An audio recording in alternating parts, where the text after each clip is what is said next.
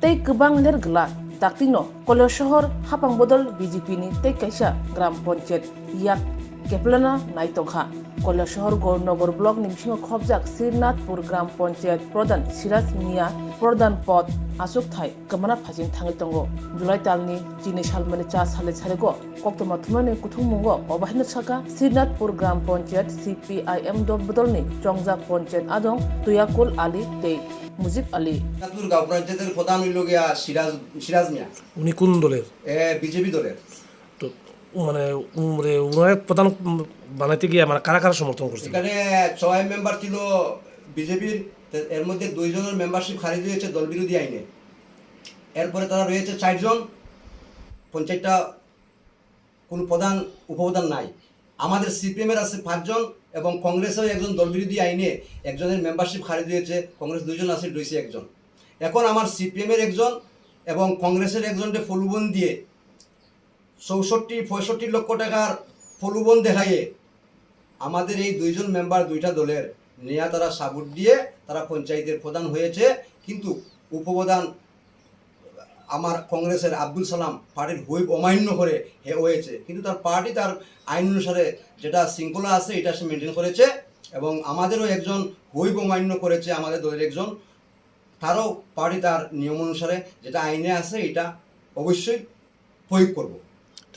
তারা তো দুজনই তো মানে কংগ্রেস এবং সিপিএম যে 2 জন দলের হুইপ অমান্য করছে, তাদের কি মেম্বার মানে পঞ্চায়েতের সদস্যপদ কি এখন বর্তমানে আছে? বর্তমানে তো টাকার কথা আমরা তো জানি আইনে আছে যে যখন পার্টি ভোটাভুটি হইব, যখন পার্টির হুইপ থাকবো, যেদিন ভোট হইব এদিন যদি পার্টির হুইপ অমান্য এরা করে যায় তখন ওই দিনটা কিয়া 29 দিন পর্যন্ত ভিডিও অপেক্ষা করতে লাগে যে পার্টি নিয়ে ক্ষমা করে দেয়। যদি 29 দিনের ভিতরে পার্টি কোনো ক্ষমা করে দেয় না, তাই 12 তারিখ যে ভোট হয়েছে এদিন থেকে এরা মেম্বারশিপ খারিজ। তাই অপেক্ষার জন্য পঞ্চায়েতের আইনে আছে 1993 এবং 94 আইনে আছে যে বিডিও মশাই যেদিন হুইপ অমান্য করবো এদিন থেকে তার খারিজ। কিন্তু একটা বিদ্যুৎ সালের একটা আইন আছে, ওই আইন অনুসারে তাহলে 29 দিন অপেক্ষা করতে হয়। 29 দিনের ভিতরে পার্টি কিংবা ক্ষমা করে দিতে পারে, কিন্তু ওই পার্টি দল অমান্য করার কারণে, হুইপ অমান্য করার কারণে সে 9 দিনের ভিতরে তার মেম্বারশিপ খারিজের জন্য অলরেডি চিঠি দিয়েছে। এখানে তার মেম্বারই থাকার কথা না। এই পঞ্চায়েতে মিটিং রাখা হয়েছে ওই 64 লক্ষ টাকা কেলেঙ্কারি করার জন্য। তো আমরা এটা কোনো সময়ে 64 লক্ষ টাকা কেলেঙ্কারি করার জন্য আমরা দিতাম না। আমরা প্রয়োজনে মনে করলে আমরা হাইকোর্টে যাইতে বাধ্য। অবৈধভাবে 60 জন মেম্বারে বিরোধী আছে, 60 জন, 2 জন অলরেডি মেম্বারই নাই। তো 60 জনে কেমনে পঞ্চায়েত মিটিংটা করবো? এই মিটিংটা কে ডাকছে? মিটিংটা ডাকছে বর্তমান সচিব মিটিং ডাকছে। এটা কি অবৈধ? এটা অবৈধ। কারণ হেতো এটা মিটিং আছে। আপনারা কি বর্তমান প্রধানের বিরুদ্ধে কি আপনারা অনাস্থা? অবশ্যই আমরা সোমবারে আইনে কি আছে জানি না, আমরা আইনে জানি 2 জন মেম্বারই গেছে গিয়া। আমরা আছি 8 জন, 60 জনে এখন তাই 60 জনের ভোটে আছে সিরাজ মিয়া প্রধান।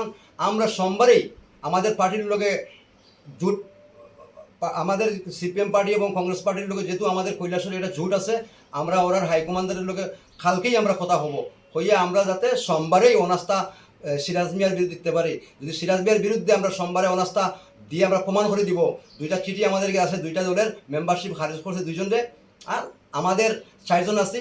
আমরা ওই মিটিংয়ে এখানে 60 যাইব, এখানে সংখ্যাগরিষ্ঠ এখানে মায়ের জুড়বো, যার কারণে আমরা আগেই অনাস্থা দিয়ে রাখবো যাতে 26 তারিখের মিটিংটা করিয়া এই 64 লক্ষ টাকা যাতে অবৈধভাবে কৈলাসহরের থাপড় লিটাররা যাতে ওই অবৈধ পঞ্চায়েত বানাইয়া যাতে কেলেঙ্কারি না করতে পারে, এর লাগেই আমরা এই সিদ্ধান্ত নিতেছি।